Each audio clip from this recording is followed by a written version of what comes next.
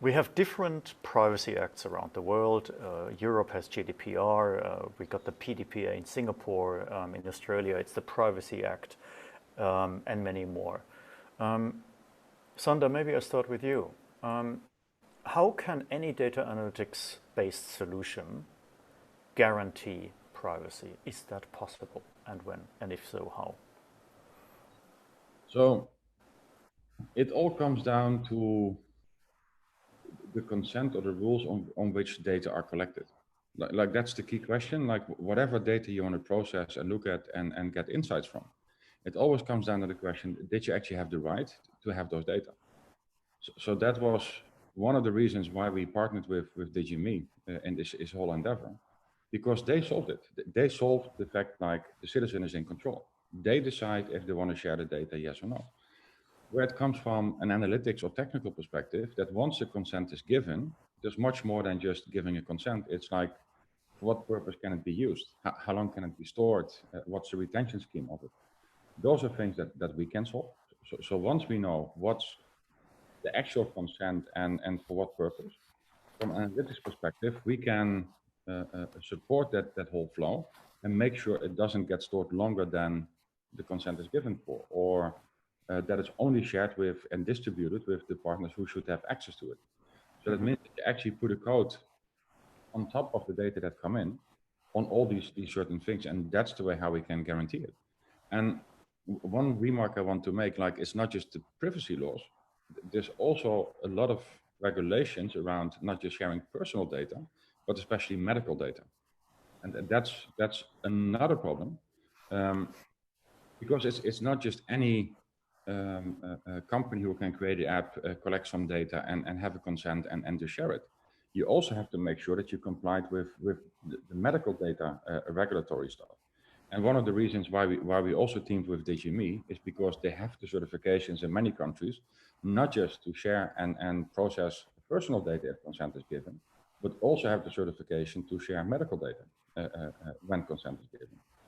And we shouldn't forget about that. And one of the considerations for businesses and governments I would love to give is take that into account as well.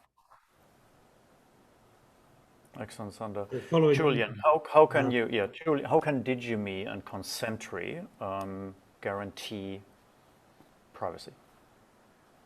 So actually, it's on the screen at the moment. We're called we call ourselves a data facilitator.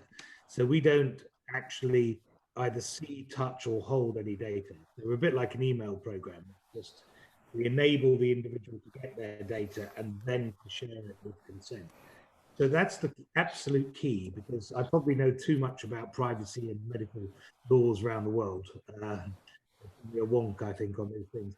But for all of them, at the heart of it, it's who holds the data, how is consent given and then followed through. And if the individual holds their own data, encrypted in their own area, and we don't see, touch, and hold it, then you meet the laws worldwide. If the individual is the only person who has the data, then only with their consent can it leave them.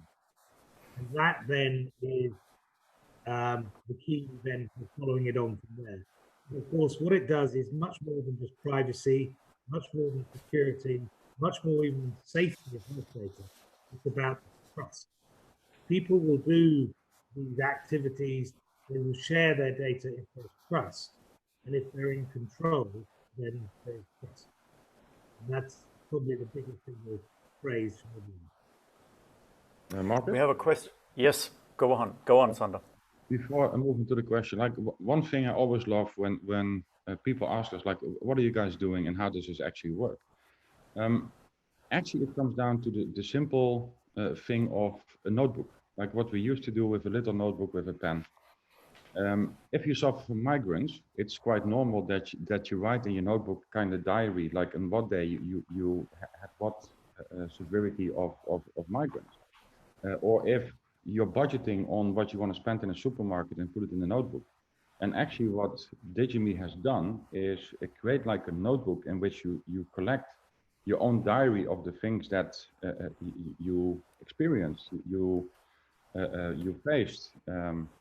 And then you ask the question, like, if you go to the GP to talk about your migraines, he will ask you, like, can you give me some history on what you suffered in the past month or a few weeks? And this is what the consent tree actually allows you to do, is that when the question is asked and somebody has a good reason to ask you that question, that you swipe and then you share the data. And there is trust that it's only shared for that particular purpose.